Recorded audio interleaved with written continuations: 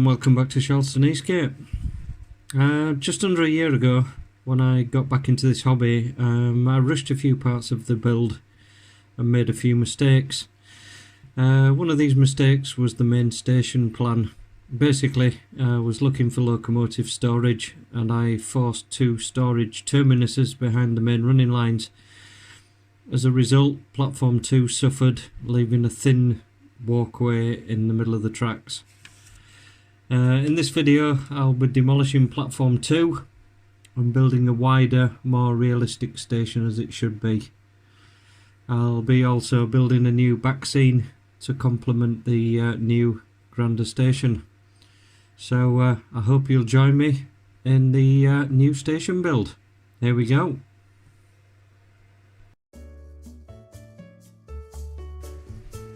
So all the buildings have been removed, electrics taken out for the lighting, the station, parcel office and goods depot at the end, top left.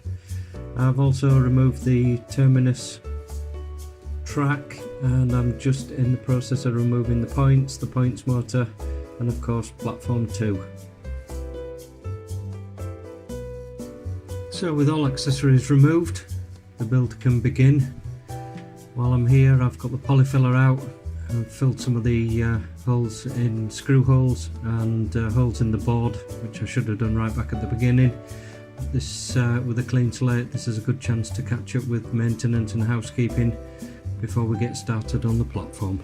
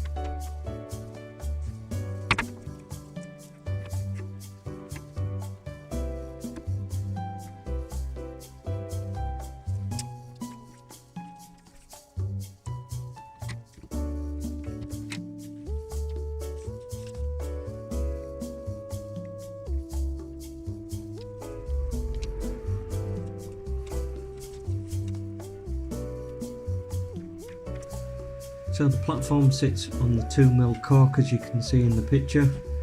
I've made the platform pieces out of 18mm MDF, which is approximately the correct height for the platform I need. Using the template that I marked out earlier, I was able to cut the radius corner for the end of the platform. Any fine adjustments will be made in a second.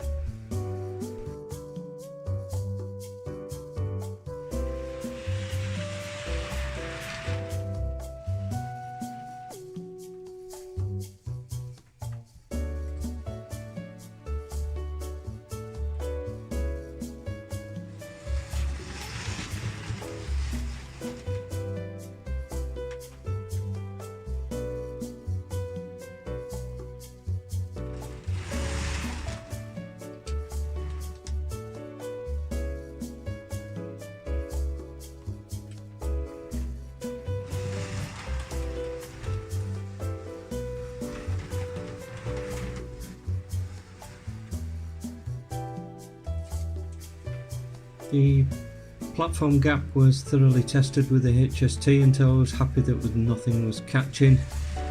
I then planed the end of the platform to form the ramp.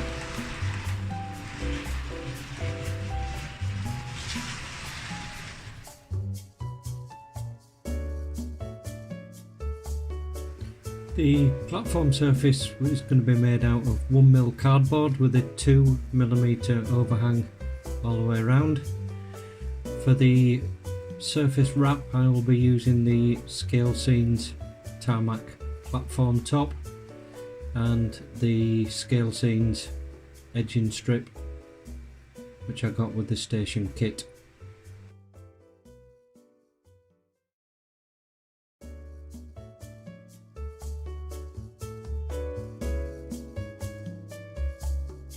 So we have a new platform 2. All the paper you can see, the brick paper, coverings, edging strip and tarmac, is all from the Scalescenes large station kit.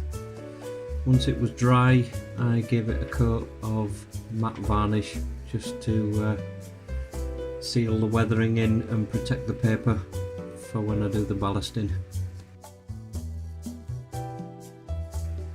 So due to limited space and of course the angle of the roof, I've decided to go with the low relief factory kit from Scalescenes, and I plan to build 3 of these as a warehouse with platform at the back of the station, 1 general warehouse, and 2 of them will be a Royal Mail depot for parcels.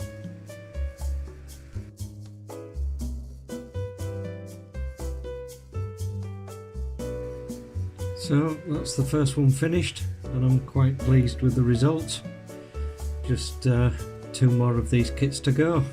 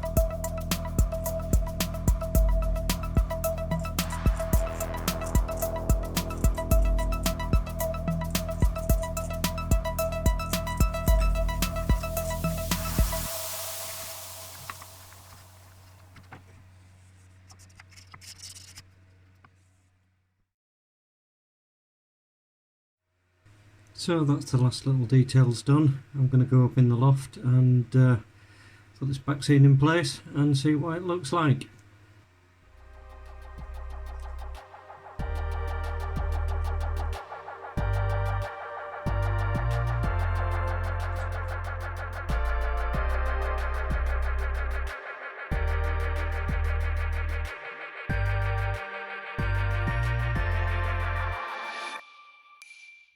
So I think I'm going to wrap this video up here.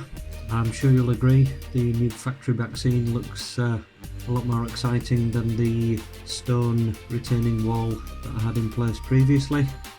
These kits are really easy to build. I made these three within the space of a couple of days. Other bits and pieces that I've managed to get done include this barrow crossing, and I also managed to get the track weathering done on about 3/4 of the layout. Also, the little scenic area at the left hand side here was me experimenting with some of the new country scenic materials that I picked up at the last exhibition. Finally, my Scalescenes main station kit. This has never been 100% finished, so I've also had an hour on this finishing some of the corner pieces. And as you can see, I've also started on the car park and the pavements and putting a plan together of how the roadway in the front of the station is going to look like. In part 2, I'm going to be looking at the buildings on the platforms, the lighting, and continuing with the car park and the area in front of the station. I hope you'll join me for that. Hope to see you then. Thanks and bye.